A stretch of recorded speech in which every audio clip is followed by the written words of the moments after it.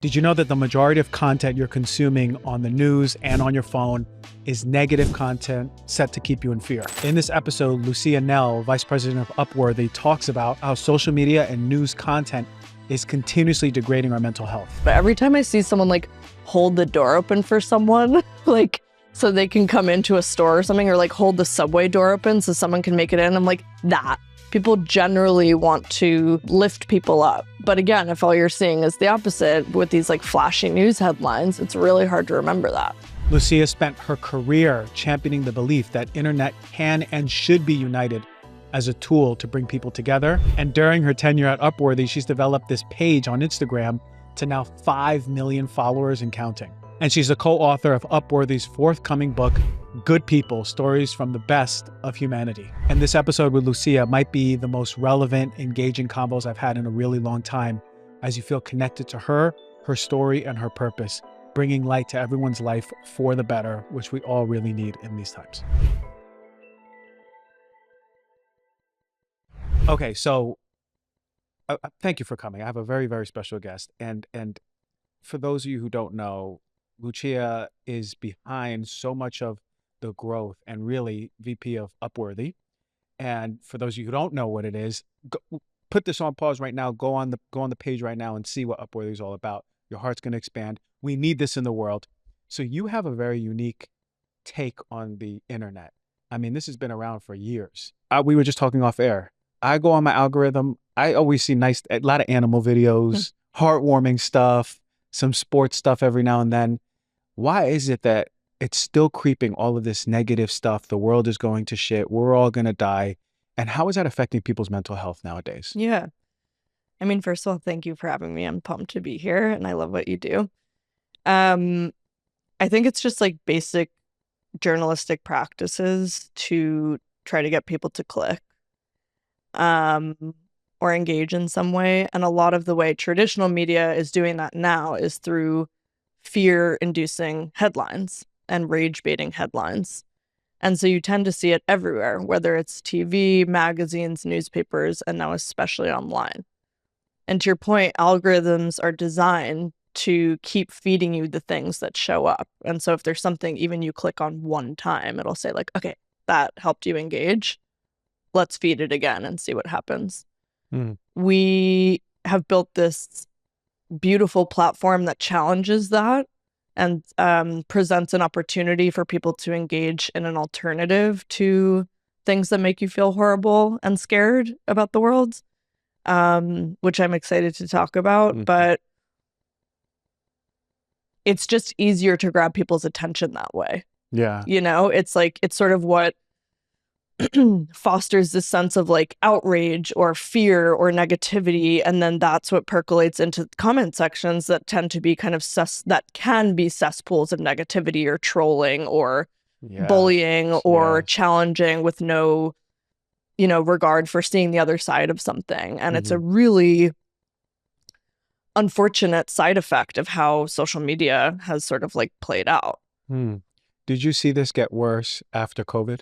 So with us, actually, we saw a massive spike in engagement and followership during COVID because we were providing a platform for hopeful things that were happening during the pandemic. And so instead of just focusing on like the numbers, and things that were terrifying people, we were sharing stories of people helping neighbors during that time, or people coming together cross internationally to provide resources for one another. And so showing that sense of, care during a moment of real crisis was what people needed during that time. I was personally, we have an amazing team that's running this page. During that moment in 2020, I was personally posting a lot of that content. Yeah. And there was an abundance of it. It's like you started seeing these videos of people in Italy like waving out their windows to neighbors and like singing opera out the window and stuff like that. I remember. And it's sort of like humanity breaks through. The best of humanity breaks through in times of crisis. But if you don't see it, it doesn't feel real. It doesn't feel like a possibility. So we were able to sort of capture those moments and become a hub for the light in an otherwise moment that was really, really dark. Hmm. And the numbers sort of prove out that people needed it and responded to it positively. Yeah, big time. And it was sort of like we got a tidal wave of this fear-based media, and it was nonstop. I mean, at least from the medical side, it's like every day there was something new that like, oh, this is going to kill you. This is going to Yeah. kill you. These people are going to die. And it was aggressive, and people were getting really sick and dying. But it was like the moment you put on the TV, Mm-hmm. day to night, I remember we would put it on for a little bit. And then after maybe a week, I said, no more. This is done. So I can see how many people needed those videos, those nuggets of humanity, as you said. Since that time, have you seen more pages or media go into that side of like glimpses of humanity, or do we still see it disproportionate where there's a lot of like still negative stuff and Mm. fear-based stuff? I think it depends on the medium. I think with TV and news that's like on 24/7, it's exhausting. It's like they're still feeding us things for 98% of the time. Makes you feel horrible about the Hmm. world. It's funny, we've seen some pages or outlets pop up with little like sections of their websites that are like good news of the day or like whatever, and we're like, we've been doing that for 12 years, like not Yeah. to be weird about it, but 2 minute like, segment, right? yeah, period. There you go. It's Or okay. sorry. It's okay. We're Gen Z. We're trying, yeah, right. Um, but so, I don't want to, I think it's amazing. I don't view that as competition. I think it's amazing that outlets are starting to get on board with like, wait a second, we have a certain responsibility now to give people some sort of balance for our mental health, because otherwise people stop listening to the news. And that's also a Yes. really big problem. Like, you don't want people to just say, am I allowed to curse on here? Yes. Okay. Curse. You don't want, like, that's also a big problem when suddenly people become so jaded and so disillusioned with like the information sources we're getting, they turn it off. And I've felt that before too, and you've Yeah. felt that before too. Yes. So it's about creating a counterbalance to the negativity and the really serious, hard topics to digest with solutions oriented Mhm. stories that they're not showing, that they're not prone to showing. And so I think we've really created this model for the internet, yes, but also other media outlets and other, online news outlets to say, wait a second, positive stories are not only like a nice to have, it's that there's a need for it. Yes, There's a yes. desire and there's a demand for it. Mhm. And so from a engagement standpoint, it would behoove them to get on board as Yeah. well. It's funny, like you said, those news media stations are having those good news of the day. It's a Yeah. 2 minute segment, and the rest is Yeah. like And then it's like, okay, check crazy. the box. Yeah. I remember when I was, my dad had on the news one time, and it started, I don't know, it was like a 9 o'clock news or something. And I counted, I wanted to see how many negative stories would be before they Yes. had a positive one or a break in it. Like even if it was weather. 7. It was 7 stories that went like, this is the world is going to shit. Someone in your neighborhood is being murdered. And I was like, what the fuck? Like Yeah. 7 stories. Like that's crazy. That was the good like 15 minutes, the first 15 minutes. Yeah. And it makes sense from like a ratings, right? Like that fear-based stuff. But actually what I notice is even in my content where I would talk about like, hey, there's toxins in your Right. X, Y, and Z. Now people want to hear, okay, yes, and more solutions, or Yes. give me more And empowered stuff, right? Like it just changed because people are tired of being like in fear. it's like, think about it. It's like from a mental health standpoint, is if all you're hearing is the world's going to shit, why would you get out of bed? Yeah. That makes me not want to get out of bed. But and it's not to be clear, it's not to say don't acknowledge that there are super real problems. Like, we definitely have challenges societally, culturally, mental health wise, etc. But it's pairing it with some hope. Like, it's pairing it with and yes, these are problems, with climate change, what have you. And here are people that are actively creating solutions to solve it. Yeah. Because then it gives you a sense of motivation to say, wait a minute, not all hope is lost. I don't feel like full despair. I actually feel like, yes, there are problems, and also we need to get out of bed to solve them with a sense of hope, inspiration, motivation, even joy, a sense of humor about it all, tapping back into the heart, to your point, and humanity that's inside of us.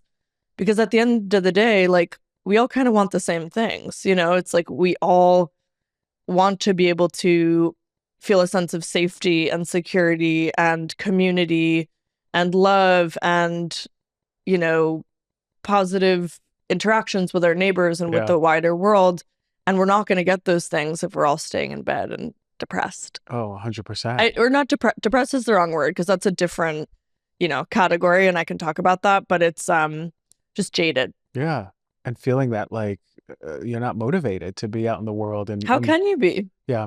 And it's interesting because I'm of that spiritual belief that like your internal world is a lot reflecting of what's happening in your experience, especially in your Yes. relationships and what you're seeing, what you're attracting. And if we're messaging and we're feeding ourselves, because that's junk media, right? That's like junk food. Yeah. If we're feeding that to our thoughts, you know, we have this subconscious belief that the world is this way. And unfortunately, we're starting to experience our world as that world but the reality is that there's a whole nother world that we can experience. Yes. So I imagine that when over the years, you've heard some incredible uplifting stories that really, and you must have gotten message people like, I was in despair, I was in depression, Yeah. I didn't want to get out of bed, and these things really helped. What are some really memorable pieces of humanity that you've seen come through that has even you who seen hundreds and hundreds, if not thousands, Yeah. really stuck with you? Totally. Yeah, I mean, I'm so glad you brought up this idea of like what you see reflects what, you know, how you feel inside reflects what you see and vice versa. I wanted to bring up this idea that we talk about a lot at Upworthy, which is this idea called mean world syndrome that was coined by a professor at Temple University in the 80s. And it's exactly that idea of if all you're seeing is negativity, it changes your perception of reality.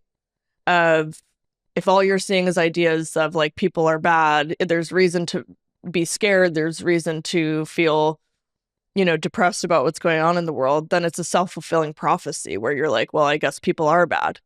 But the flip side is also true. And so that's with, you know, with Upworthy and with this book, we get all of our stories are proof points that humanity can also be inherently good. In fact, it is inherently good. It's just not what you're being fed all the time. So we sort of did it for the media. We're like, fine, if you're not going to do it, we'll do it.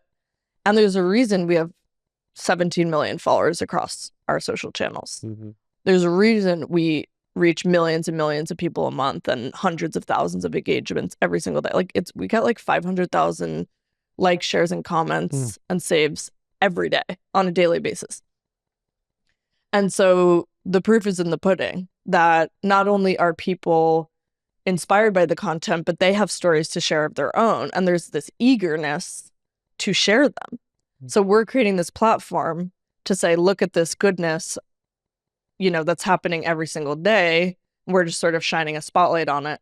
And then we get the thousands of comments to your point of saying, wait a second, this reminds me of this teacher that said this thing to me that stuck with me. And now I'm like a professor of my own. And, you know, this reminds me of like this thing my dad did one time that impacted me for the rest of my life, something like that. So it's this ripple effect that happens once people, you know, it's sort of like a see the good, be the good situation.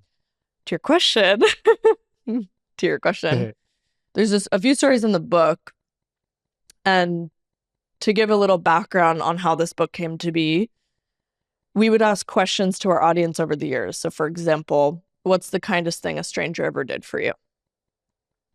Or tell us about a time you were in a foreign country and someone helped you, not even speaking the same language. Or who's the teacher that changed your life? And every time we would pose these questions, we would get thousands and thousands of like snippets to these incredible stories. And my co-author and I, Gabe, would text them back and forth to each other being like, dude, this needs to be a book. Like these have staying power. And what's shitty about the internet is you read these really impactful stories and then they're just gone. Like they're just swept away within seconds. You read it, it's, you know, you keep going and then the algorithms just keep feeding you other things. And so we reached out to a handful of followers, and we ended up interviewing 101 people, learning about their stories, getting photos and videos of the person that they're talking about if they had them. And then we expanded them into short stories, which make up the 101 stories of this book. Now to answer your question, there's one story that I love, which is there's this girl who was working at a chain restaurant in high school. She might have even been in her 20s. And she was sort of like the day in, the day out slog. How am I going to get out of this? This is not what I want to do. I want to become a lawyer. Financially couldn't afford it. She was supporting her siblings. I think she had like 3 or 4 siblings, and it just didn't seem possible. But she had this woman come in, one of her regular customers, and they would just have these, yes, how are you? How's it going? But then they would get into like little snippets here and there of like real life conversations. And she revealed to this woman, like, yeah, I've always wanted to be a lawyer, XYZ, but I don't think it's in the cards for me. Long story short, her regular customer ended up paying for this woman to take an LSAT course that she couldn't afford, which then enabled this girl to get a scholarship to go to law school. And now this woman is a civil rights attorney. And it wouldn't have happened necessarily if this complete stranger, this woman at this chain restaurant she was a waitress at in her 20s, hadn't been kind and just out of nowhere said, you know what, I can help. I can do this. And that's like profound. And that's with someone she didn't even know. It's like, you think there are also tons of stories about someone you do know who showed up for you in a moment of crisis. The point is, it's happening every day, all the time. There's so many people on earth, and it's happening every single day. And this is just like a small glimpse of lots and lots of stories that we're seeing. I wonder what the world would be if that was the main media. Right. And then there were segments. They're like, here's a 2-minute segment of also, the bad just in that case, happened. Yeah, just in case. Keep your Flipped eyes it. open. Yeah, it wouldn't, but like the vibration of media would be completely different. And therefore, our receipt of that would be different. And our worlds would be different. Let's talk about something that has been a real eye-opener for me lately. It's the quality of drinking water. As you know, I'm always talking about staying hydrated. Here's the kicker though. It's not just about drinking water, it's about drinking clean water. Did you know that the Environmental Working Group recently did a study showing that virtually every home in America has harmful contaminants in tap water? That's pretty shocking. Why I'm so excited to talk about AquaChew is that I've been using their water purifiers for a while now, and let me tell you, it's been a game changer. What sets AquaChew apart is its 4-stage reverse osmosis purification process. It removes 15 times more contaminants than those ordinary pitcher filters that are out there. Here's what really caught my attention. AquaChew is actually certified to remove PFAS, those polyfluorinated chemicals, those nasty forever chemicals that stay in your body for a very long time, right? Causing damage across the board, found in 45% of US tap water. And as a doctor, I can't stress enough how important it is to remove these from your exposures. Well, their countertop purifiers require no insulation, no plumbing, and they remove all that nasty stuff. It's perfect for if you're a renter or a college student, if you live in a dorm. This is if you have kids, going to get them this. And I've been using AquaChew for a really long time. There's a significant difference. I'm drinking more water throughout the day. It's really convenient. I just did a getaway with my loved ones. I brought my AquaChew with me. Yes, I lugged it with me, and I wanted everyone to get clean, quality water. Don't just take my word for it. AquaChew comes with a 30-day money-back guarantee, so you can try it without risk. And right now, they're offering a special deal for you, the Heal Thyself listener. You get 20% off of the AquaChew purifier by going to aquachew.com. That's AQUATRU.com and entering the code DRG at checkout. Remember, that is aquachew.com and the code is DRG to get 20% off. Today, I want to bring some attention to something that's been a total game changer in my fitness journey. Really, I use this every single day. It's my little secret. Kion aminos. You know, as we age and we're trying to lose weight and maintain muscle mass, that becomes a challenge. And Kion aminos are fantastic. They aren't just your run-of-the-mill amino acids. We're talking about it has all the 9 essential amino acids in their ideal ratios, backed by over 20 years of research. I'm really excited about this. Since I started incorporating the Kion aminos into my routine, I've noticed a difference in my recovery time, in my workouts. I'm bouncing back faster. I hit the gym faster, more consistently. Let me tell you, with my busy schedule, that is really, really important. But it's not just about muscle building. I found that Kion aminos help me feel fuller, especially when I'm trying to lose a little bit of weight and get more lean up. It's really fantastic because it does help you feel full. What sets Kion apart is their transparency. They are a really high quality company. You know, I wouldn't put them on the show if they weren't, but they don't hide behind proprietary blends, and you know exactly what you're getting and in what amounts. I know there's a lot of supplements out there and it can be overwhelming, but if you're struggling to meet your protein goals, or if you're looking to build lean muscle more efficiently, I can't recommend Kion aminos enough. And this is for all old folks out there. You need high amounts of protein. You need high amounts of aminos. Get your dad, get your mom one of these. I got my dad on this right now. Kion is offering a special deal for you, the Heal Thyself listener. Go to getkion.com/DRG. That is GETKION.com/DRG. You're going to save 20% off of your, right? 100%. Because like I grew up and I grew up in Queens, and I was taught to keep my eyes open because there was some kooky people around walking the street. There was a lot of homeless people. There was, and in those formative years, your belief system is that the world is that way. And it took my own personal work with like being safe in the world to have that experience. But up till then, I had a lot of validating experiences that the world isn't safe because that subconscious belief stayed with me for so long. And I wonder how many people grew up in a world believing that it wasn't safe. Maybe they didn't grow up in a safe household, or they grew up in an environment that wasn't necessarily that safe, or a neighborhood. And something like this can be so therapeutic. The work, the book, the website, the Instagram, so therapeutic because you go, oh my God, it's bigger than I thought. The world is safer than I thought. And it changes the nervous system to a state where they're just more at peace. And it takes work for those of us who grew up in a place that's not safe.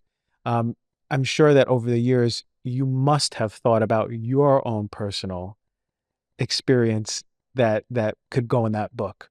Do you have anything that you would mind sharing? For sure. I do have a story in that book, actually. Okay. Which is a story about my brother.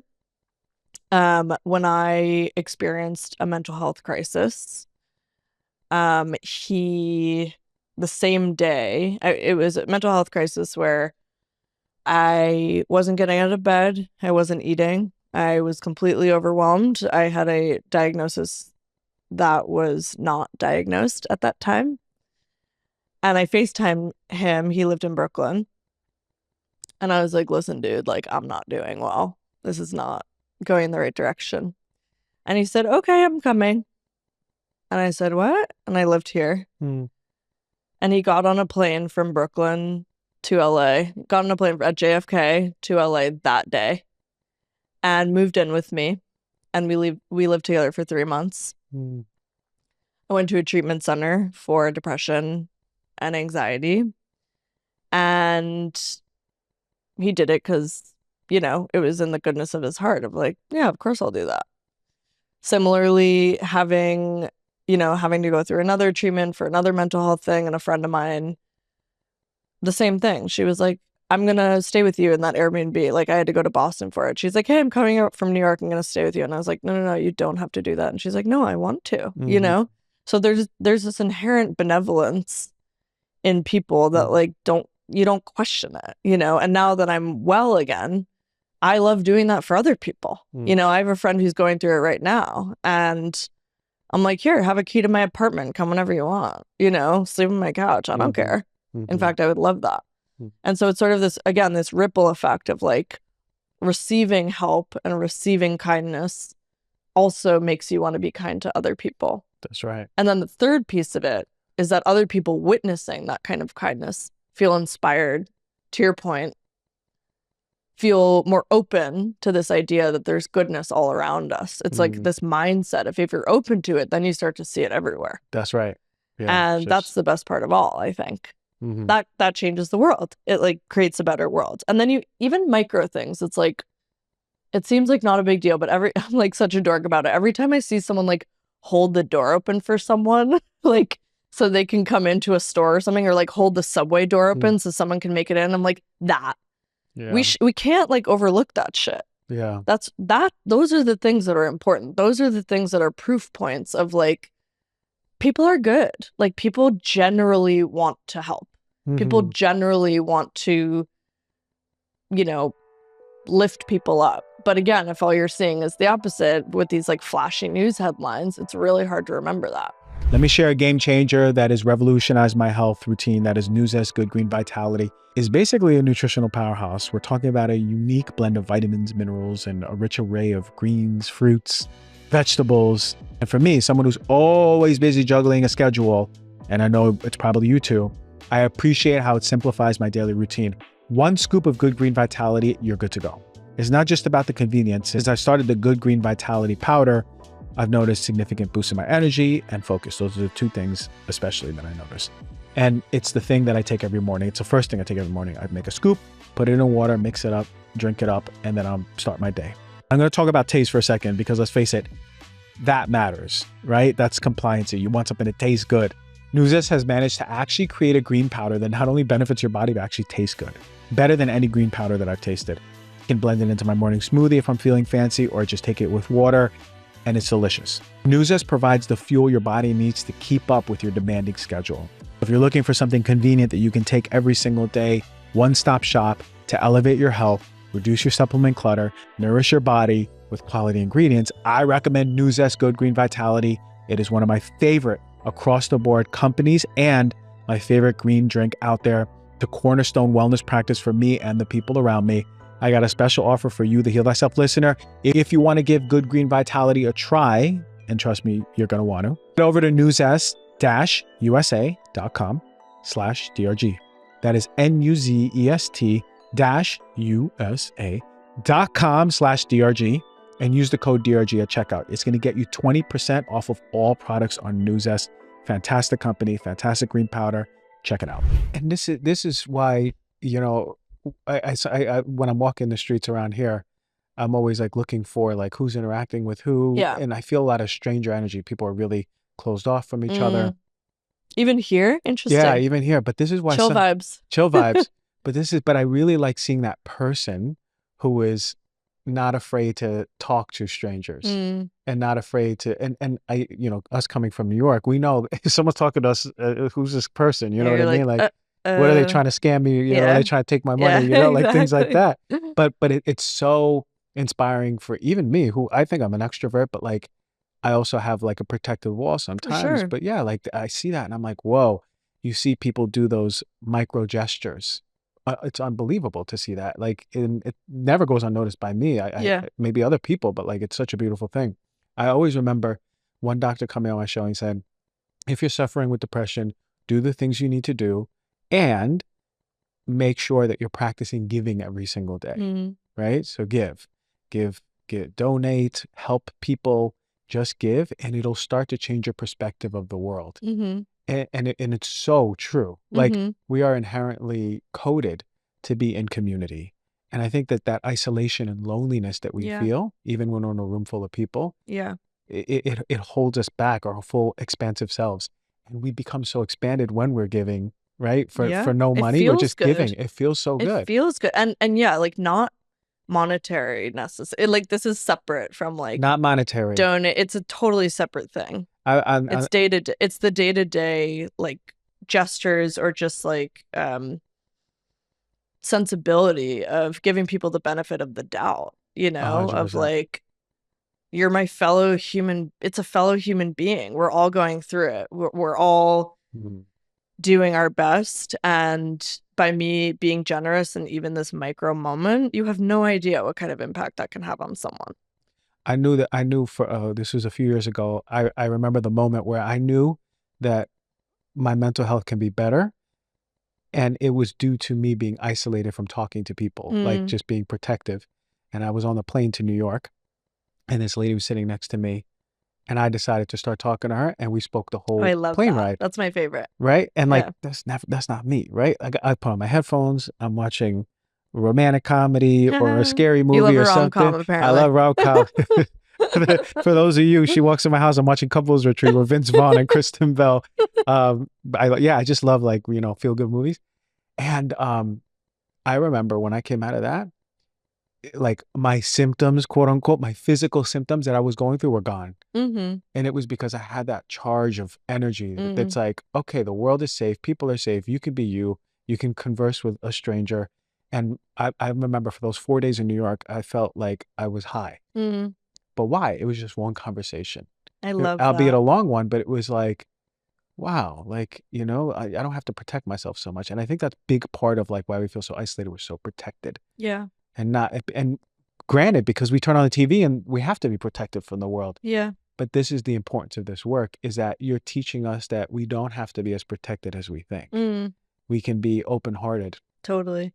And that reminds me of a story that we ran on Upworthy once, which is there was this girl on a plane and she was super nervous about flying.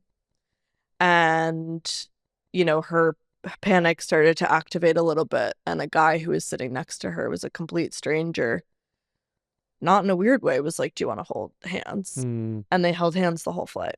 mm, Complete stranger.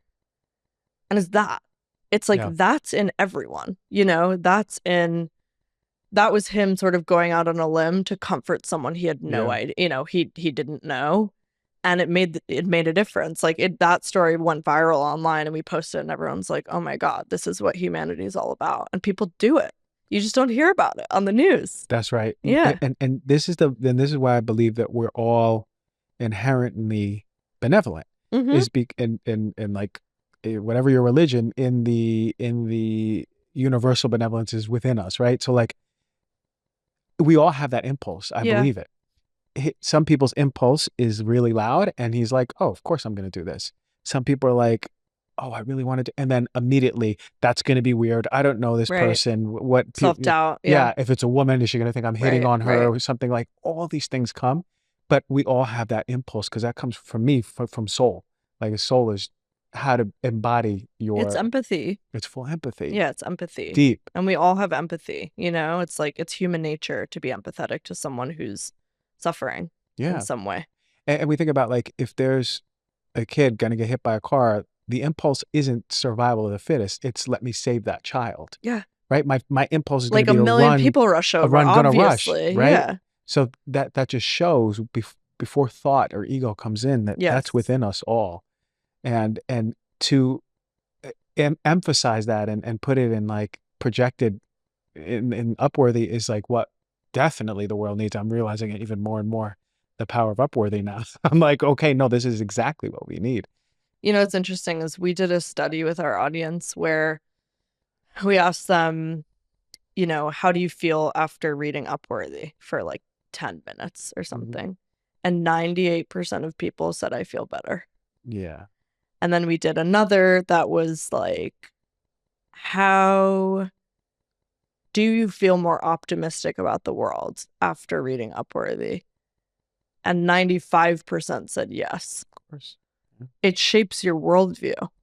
Like it has the power to rewire how you interact with people around you. And if everyone gave that a chance to open themselves up to the idea that there's goodness all around us and goodness everywhere, that changes the world. Mm-hmm. If you're suffering with mental health issues, I'm going to tell all the viewers and listeners, first of all, no more news TV. Period. Period. Period. And she had a T on that one. She said period. Period. The New York comes out. The New York comes out. Get the Upworthy Good People book. Have that by your bed. Yes. Read at the minimum one story a day, and then clear out your Instagram for things that are they're giving you fear. Clear it out. And really, if you're struggling with your mental health, because we don't even think about Instagram in itself as like news for us all the time. Mm. Even if it's not a news article, if we watch a video and it has that negative connotation or fear-based stuff, we think we're consuming educational content. But if it's framed in fear, we're getting that vibration of fear. So I'm going to say, get rid of all that content. Yeah. Get on the good content, the Upworthy content, all the feel-good stuff, and notice how your world, we're talking about the world changing. I know that you've had some mental health struggles. Yeah. Like there's been moments like I got really sick with mold years ago and it's still, there's residuals and it makes me so contracted and like sometimes anxious, like my world's going to end. I'm going to be sick and die. we were talking off air about our commonality and the love of movement and dancing. Yes. How pivotal has this practice of movement and dancing been for you? Everything. It's been everything. It was actually a huge part of my recovery coming out of a treatment program. Mm-hmm. I do it every Sunday. I do it with an amazing teacher named Melissa Shady. Shout out. She's amazing. Mm-hmm. And a few reasons why it's been incredible for me. One is there's a consistency to it. So every single Sunday, I know that there's something waiting for me, regardless of what goes on at work, regardless of relationships, regardless of what's happening in the world. There's something that I know brings me joy. So finding a thing that brings you joy on a consistent basis and setting that for yourself is like, your future. I say this all the time. Your future self will thank you. It's sort of like, oh, thanks, Lucia. You carved space out. You carved those 2 hours out every Sunday just for you. So that's one thing. Two is physical movement, and specifically dance with, music blasting, and it's joyful and it's fun. And getting back into your body, you have to be present. And I think my, racing thoughts, anxious thoughts personally tend to be sort of like put by the wayside when I'm forced to concentrate on choreography, memorizing choreography. You're sweating, your heart rate's going up. You're getting exercise, and it's a party. It's like we're dancing to like Chaperone. We're dancing to Lady Gaga. We're dancing to the Smiths. Like it's this wide range of contemporary movement, and it's a blast. And you're also within this class, and I'm sure, definitely in New York, but classes all over. Once you find the teacher that speaks to you, it's a community. You're lifting everyone up. You're moving at the same time. You're cheering each other on when you break into groups. Like it's inherently a joyful, very present experience. And that's helped me a lot get out of my head. It's great. And into your body. It's my body. And it's not even about, it's interesting. I was telling you that I started doing ballet and dance when I was 8 years old. And so this has been a huge part of my life. I remember as a kid being obsessed with looking in the mirror and looking at how I compared to other girls. And instead of feeling my body, it was very optics based and very sort of like surface level. And as I've grown up, when I was in college dancing, my teachers used to put a curtain over the mirrors. And at first it was so uncomfortable because I was like, wait, I can't see myself. I can't see the choreography. But now I realized it was to get yourself into your body. And it's not about how you look. It's about how you feel.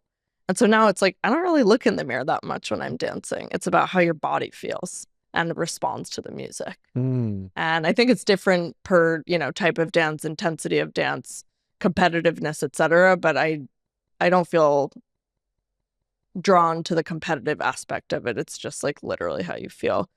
And then before I forget, we also talked about this, but dancing now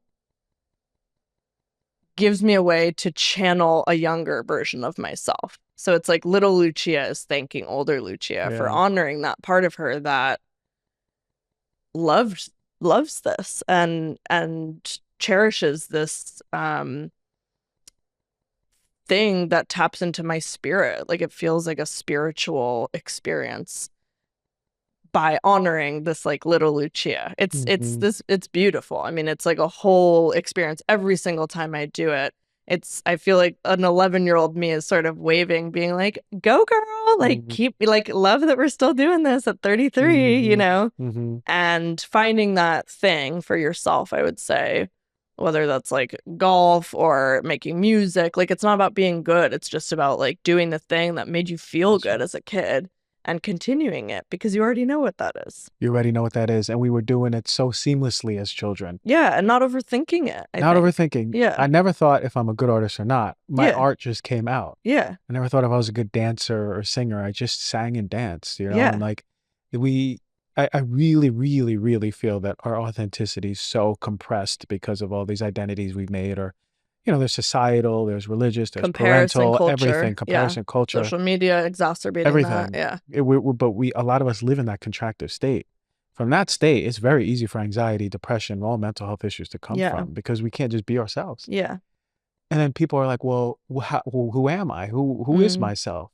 And I always go back to, okay, well, what did you embody as a kid? What was Yeah. freedom like for you? Yeah. Well, I sang all the time. Mm-hmm. Okay, well, maybe your soul wants to sing a little more, you know, Yeah. And and again, coming it's back to like, that. do karaoke. You know what I'm saying? Like, you don't, Yeah. it's like, it doesn't have to be that serious. Like, it doesn't need to be like, oh God, now I have to take singing lessons. Now I have to start making music. It's But like, that's the it's, human ego. That's the adult mind. yeah, it's the That's what we adult want to do. conditioning of like, you Conditioning. have to be the best. You have to compete. Right. When it's really just like, go do karaoke once a Mm. month with your friends and sing your little heart out, Sing it and you're out. going to feel better. Yeah, you'll feel better. That's Exactly. it. We did. The other day, my partner and I, we went to the this dance the other day, 2 days ago. Humanhood, it's called Humanhood. Uh-huh. They're from Europe, and they were out here, and we were at the North NoHo Dance Studio, North Hollywood Cool. Dance Yeah. Studio, Yeah. and I never did anything like it, but I was asked that they said, "Hey, you're gonna really like this because it's somatic based." Okay, Yeah. so they started it, and we had our eyes closed, and it was very, very minimal movement in the beginning, Mm. like toes, really like small, minute movements. And we're feeling our whole body. Like we're talking about like feeling the inner knees Mm. move and sway. Whoa. Yeah. And then we're activating energy, we're moving, we're dancing, but like like just swaying, Yeah. rocking, shaking, jumping, Yeah. and then we're stopping and we're feeling that energy Yeah. flowing. So it's awakening the body. Yeah. This is crazy, I was telling you off air that I can channel with my words, with my writing, but it's the first time ever my body took over in dancing channel. Mm. So it started with my hands because my hands always start the channeling, That's and cool. so my hands started like doing. I was like, oh no, no, no, no, not Uh-oh. here, not at the studio. Here we go. I can't go into channel mode. My hands are gonna do crazy stuff. But then she said something really important. She said, okay, move that energy from your hands to your wrist and elbows and shoulders. And then all of a sudden, when it did that, my body started moving as in it was dancing. And I go, Mm. whoa, wait a minute, my channel can go to dancing too. And then I moved it to the other arm and the legs. Now Before I knew suddenly it, you're doing. yeah, but now all of a Yeah. sudden I was like, oh, I don't do this move usually. What's happening? And how therapeutic that was because removing ego, expectation, how I look. And it was so therapeutic. It was like collective consciousness was moving through me, right? Like it was like Mm. God moving through. It was Mm-hmm. incredible. I was like, so now I do it in the mornings. That's part of my Cool. ritual now, just to activate the body and aliven and awaken it. So I love that you love dance like so much like that. I love dance, and there's a lot of people when I dance on my Instagram, they'll go, "Oh, Dr. G, I feel so alive. I feel like I should do it too." Yeah. And it's funny, I have my little health and wellness page, and I want people authentically expressing on it. So Yeah. I'm starting to post people singing in their car, Yeah. dancing in their car. Cute. So now I'm just thinking that it's the same Absolutely. energy of like authentic expression, I love that. It's dancing, also a singing. unifying Oh, act. It's like seeing, and I love going to see dance. I just saw the ballet. It was Ballet Hispanico at the Music Center downtown oh, LA. cool. Gorgeous. They did a rendition of Evita, and just watching people dance to that degree at the same time, they'll have these little groups, not to get like too into it, but they have these groups of like 6 ballerinas or something, and they're all doing the same thing at the same time. And there's something about it that's so moving. It's just like you're watching like a wave, you're Yes. watching, it's like nature coming alive. And then you start to think more, existentially about it, being like the human body is crazy. Like the human body is amazing. And the fact that we have like these muscles that like when we think about it, if we're so lucky, we can move them is profound. It is the coolest thing. And then before I forget, we did a post on Upworthy, I'll send it to you later, where there was this gas station. I don't even know. It was a gas station in the middle of the country, I think. And they put a sign on the door that said, only, like, you can only come in if you do a silly dance when you walk in. I saw that video. Yeah. I saw that video. And you have people like It is the grown men dancing. The craziest shit where it's like, it's a universal, unifying, joyful thing. People open the door and then, these grown men are walking in just being like, oh, yeah. or like, I remember like a 6-foot dude, like a country dude just like dancing. shimmying or something. And then, they're filming it and people are dying because it's like, this is amazing. We all have this in us. Like we all have this sensibility of like playfulness and goofiness. Yes. But it's like people need permission. It's like if you give people a platform or permission to do it, it just comes out and people love it. You don't even think about it.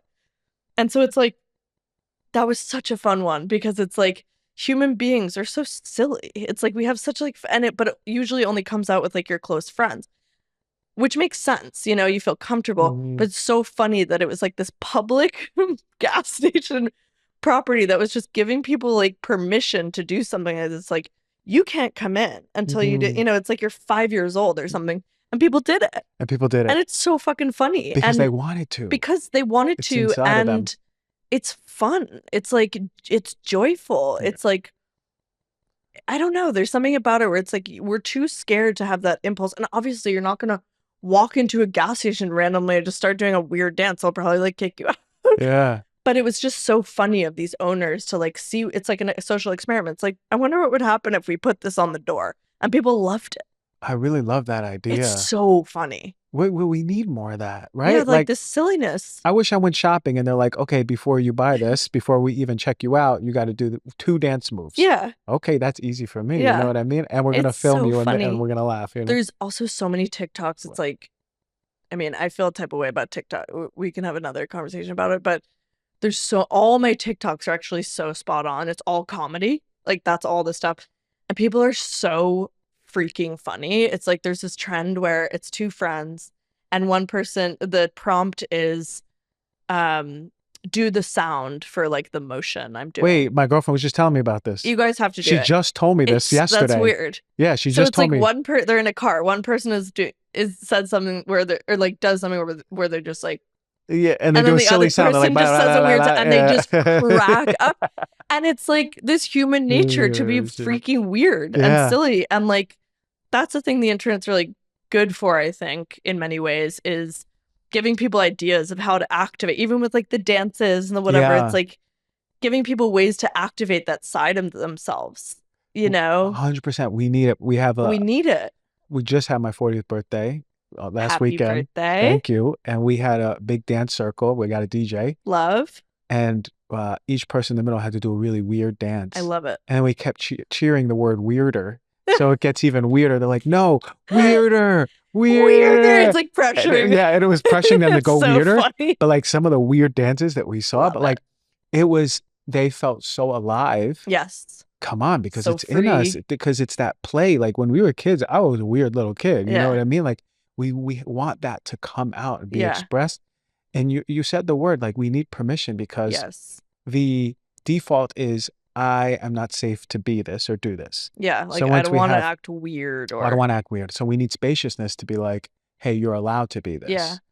Oh man, we should start a weird dance community. I'm so down. Like weird block party dance community, weirder dancing. You know, that's something that I actually really miss about New York. The block parties. Block parties, but also like I remember I was in the subway once, not to like, maybe we should say we're both from New York. Yeah, we're New Yorkers. I remember being in the subway once and you just see all sorts of weird shit. Like, but in a way that's kind of endearing. It's like, you know, a guy hula hooping for no reason, or like someone's playing and I saw this guy just like totally jamming out. And I'm like, go off. Like, that's wonderful. And then other people are like inspired by that and join the dance party. Yeah. It's like, again, the ripple effect of seeing joy, and then you start to embody it and say, I want that. I can do that. And you start to do it. And I think because New York is just so compressed and so compact, you're exposed to that all the time. Where here it's much more spread out in LA.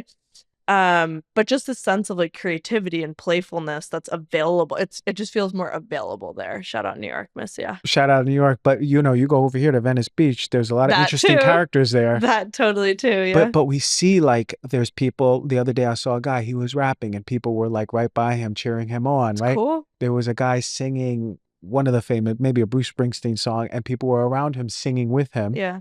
And you're right, like joy has that feel that draws people in. It permeates, but it's inherently our own default state to be in joy, in love. Yes. And that's why, can you imagine that if we're not tapping into that, we're all the things that are not us, the fear, the anger, the shame, the guilt. And it's like, God, like we're living like that, when in reality, you're showing us a world that exists. Yes. And there's much more to the world. It's like you're breaking through and showing like, oh no, this is reality. Yeah, we're like, wait. But also this. But it's also a yes this. and. Yeah. It's a yes and. I'm like, if you think about it, it's like, yeah, the internet's been around for however many decades at this point, but it's still kind of like early days. Yeah. It's like I have no idea what the internet's going to look like in 20 years. We just Mm. don't. Mm. And so the media is just in a weird kind of inflection point right now where it's like we are, pioneering and leading the charge of like using the internet responsibly and saying like, wait a second, we know that the internet can impact your health really negatively, but also if you wield your responsibility properly, you can also have a really positive impact on it. So Mhm. I think hopefully we're molding and leading the charge and like leading by example that like there's a lot of potential here. Are there a lot of pages popping up that are like your guys now? Yeah. Okay. Okay. I mean, you guys set the precedent, but I'm sure Yeah. that like Totally. I mean, again, it's like what's cool about this work is that we don't view it as competition because we're all working towards the same goal, which that's is to make true. people feel better. That's And true. that's kind of cool to work in an industry or work in a line of work where we don't feel competitive. We're just like, go off. Like, I'm friends with the people who run the other pages. Cool. We text them all the time. Okay, so what's your relationship with the internet then? Like, how long are you on your phone a day? Do you feel like your usage of phone time is affecting your mental health if you use it too much? Yes, Yeah. 100%. Even if it's not scary content, fear-based content, do you think it's just the interaction with Yes. digital, the blue light, the just the world of images? It's why we made a book. Okay. It's why we took Upworthy offline to Hmm. give people an opportunity to get the same sort of feelings we've been talking about for the last hour without having to look at a screen Okay. and with being sort of free from algorithms, free from blue light, the opportunity to be exposed to, yes, Upworthy, but then the bad that makes you feel worse kind of like immediately after. Hmm. Um, that came from a personal place for sure. Myself and Gabe running this account and running this page of it's really hard to run a social media account. It's really difficult to not be able to turn off when you feel like it. You're telling And me. yeah, exactly. And put the phone down when you feel like it. Because if it's work, it's like, yeah, you get it. Nonstop. It's a lot. It's like, It just doesn't stop. There's always no, something on the phone. it doesn't stop. Exactly. It's sort of like, oh God, I gotta post, 8 a.m., gotta post, 9 p.m., gotta post. It's like it's dark. So and that's running an account like Upworthy. It's like we can see however many beautiful things, Yeah. but it's work. And it's if your work is reliant on technology, it's really rough. I have what's great is now we have a team, so we're balancing it more. So it's like not so intense just for one person. And so I've had to create boundaries. I've created boundaries with myself around phones. I feel lucky to do so. So some examples are when I'm in bed, I don't let myself look at social media anymore. I used to be so guilty of that, and I understand why, because it's entertaining and Yeah. it's fun and whatever. But I don't let myself look at social media in bed, especially when I wake up. Um, this is sort of more generally, but I won't look at my email until 9 a.m. When the sun goes down, I really try to not look at social media. It's just That's like good. trying That's to good. set your own boundaries around it. Like I will have my full morning routine of like, okay, get up, make my bed, wash my face, feed my cat, eat breakfast, take my meds, like do all the things, and then I'll look at my phone. Mm. Because that way it's setting a precedent with yourself that the present, like yourself that you can touch and like in the present moment matters way more than whatever is demanding your attention online. Yeah. And it's so hard to do. It's like that took me years. It took me basically having like a mental health episode to get there because otherwise the internet will just suck you in for Uh, hours. And you don't even like look up and be like, wait a second, what happens if I put my phone down and I just like go outside and look at trees and then like listen to the birds? It's like, that's yeah. so much more chill. It's so Oh, it's much more so much enjoyable. better. So much better. It's just so much better. And it's crazy that this world that we're living in has gotten to a point where like that's not the norm. Mhm. It's wild. It's like reality. It's more the reality for many people, including me. Like Me it just too. doesn't stop. Me Like the work too. stuff. How many times I've closed Instagram And then open it again. 2 seconds later. Your thumb. I was like, how did it do It's that? freaky. How did I get back here? Me too. I just shut it off. I know. And I'll tell you, shout out, and I have no association or sponsorship with Opal, OPAL. You know that Opal? Opal is like, it'll shut your phone or social media off. Whatever you want to put on to shut Yeah. off, it'll shut it off and you can't get back in. Interesting. Because a Like, lot it of is them you strict. can No, get back you in. can't when you have it on super hard mode, Yeah. it will shut you out. So I have super hard mode for like 3 to 5 sometimes. No Instagram. Smart. And then like 7 to 10 or Yeah. or the rest of the night, 7 to like the next morning. Good. Oh my God, has that helped? It helps. Yeah. And the funny thing is, it's not like I'm like, oh, I need to use it. It's off. I'm like, oh, well, what else do I do now? Exactly. It's very seamless. It's like, well, let me go outside. You know, Yeah. let me Or get in the sun. call my mom. Let me call my mom. Let me call my dad. Let me call, Yeah. like but it's crazy how much of it has a hold on you if you don't have any boundaries. For me, it's hard to have boundaries because you and I, we work on it. I know. It's not like we're consuming for fun. You know, we have things to do always. I know that feeling. It's like nighttime. You're like, oh, I gotta post something. I gotta do this. Terrible feeling. Technology, it is rough. Wow. Like it's I'm starting after this conversation, I'm thinking about like, not only is it like the blue light and just the digital world, it's the consumption of the media. No wonder so many of us are suffering with our mental health. Yeah. Like, no wonder. Yeah. Remember when we were kids and we didn't have cell phones like that? Oh my God.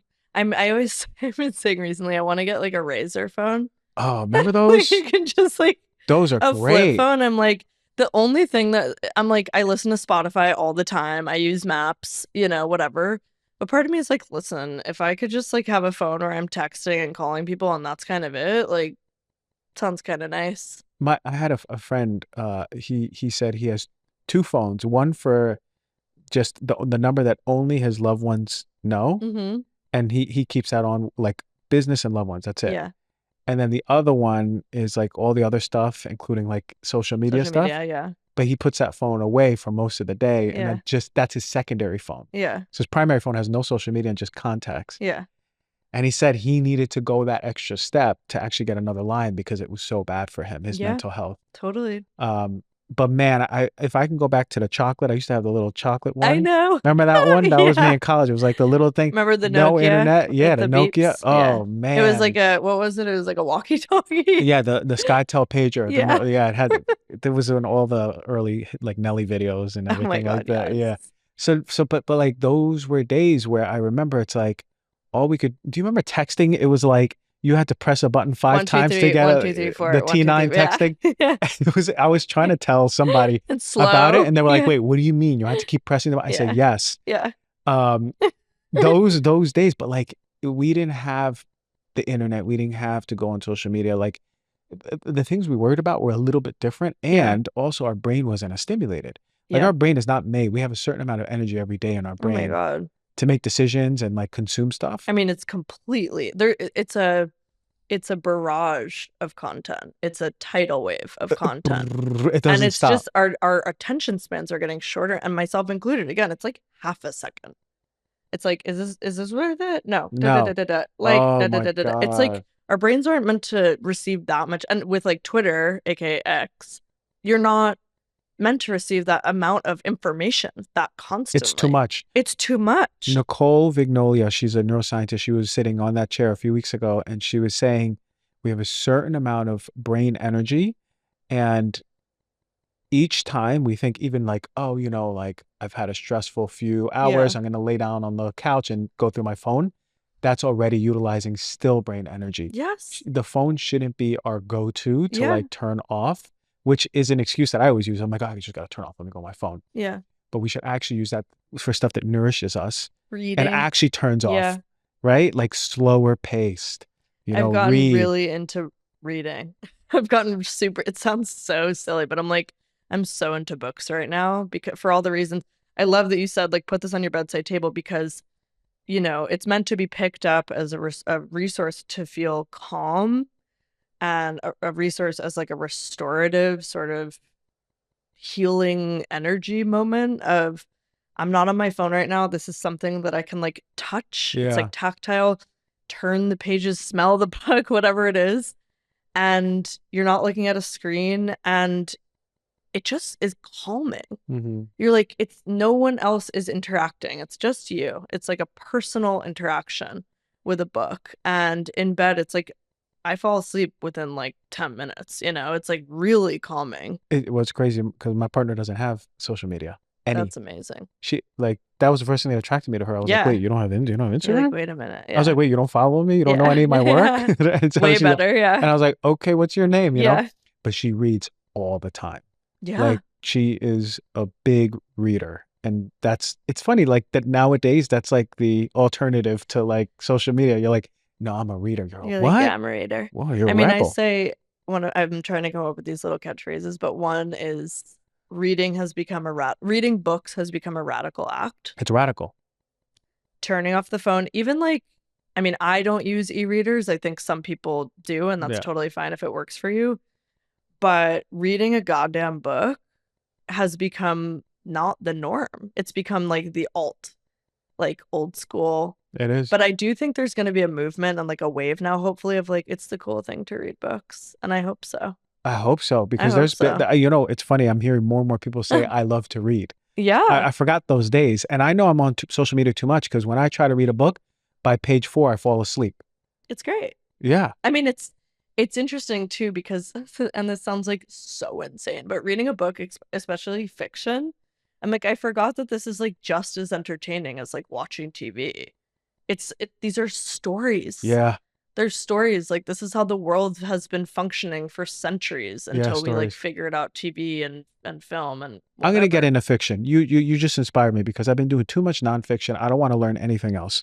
I'm tired of learning stuff. Way too much. Speaking of inundation of information. No. I need some sort of sci-fi with like dragons and like grassy hills and swords. I need that.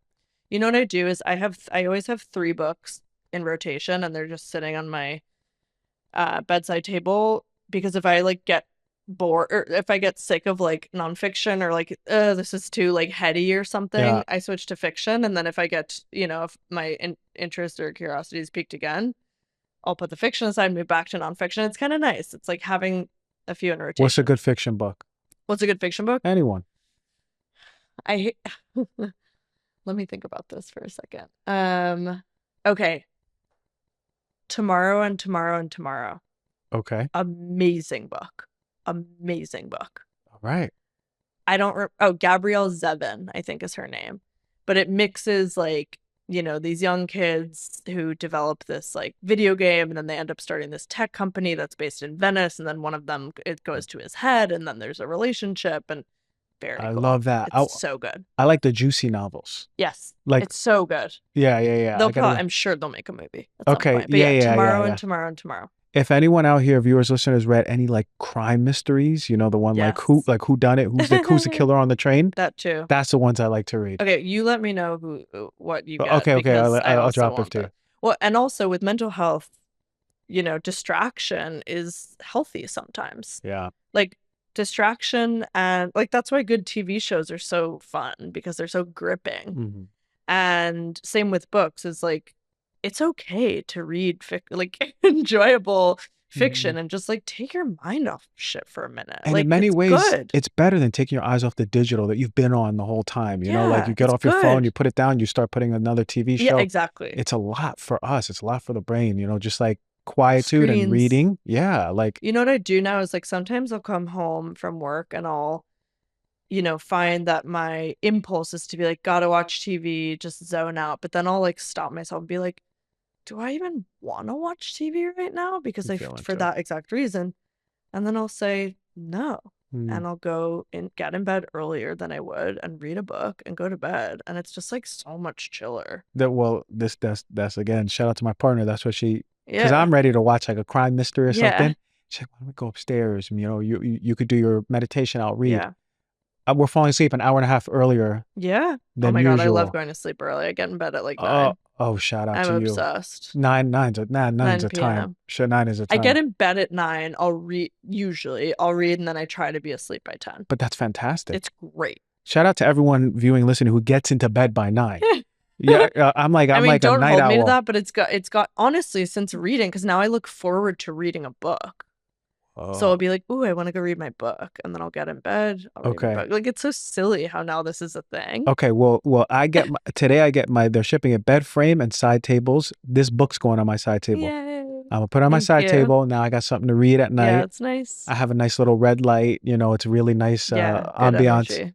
Look, I can't thank you enough for putting this work out here. Upworthy, Good People, everyone get that book so you can change your perspective on what the world is. And you don't have to read through it all in one shot, No, right? in fact, I think it's better in like small chunks. It's Small like you can chunks. read the stories are easy to get through. They're beautiful. They're just like you can read like 3 or 4 at a time, feel recharged, put it down. Yeah. And read it or like read it whenever it's a good coffee table book. It looks so pretty right there, but it's like Yeah.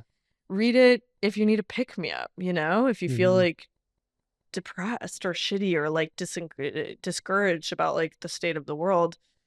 It'll help, like, it'll genuinely help make you feel a little bit uplifted, a little bit more I uplifted. love that. And we have access to that. You just open up the book, you could any page and read a Yeah, story it's always about there. anyone. And I got to thank you for the work that you've Yeah, been putting in and like the vision and the perspective you've had and what we need in this world. thanks. And we are consuming the best content that we can consume on Upworthy, and we really, Thanks. really, really need more of that. And shout out to dancing, you bringing so much awareness. Viewers and listeners, if you are afraid to dance, this is your cue. Oh my god, this is your Dance today. permission. This is your permission. This is your sign. If you were looking for a Yeah. sign, this is your sign. Let go. Get weird if you want. Weirder. Hell yeah, get Weirder. Let weird. it flow through I you. love that. Thank you so much for Thank coming on this you. show, and I hope to have you again. Thanks, I would love to come back. All Thank right. you. All right. We did it.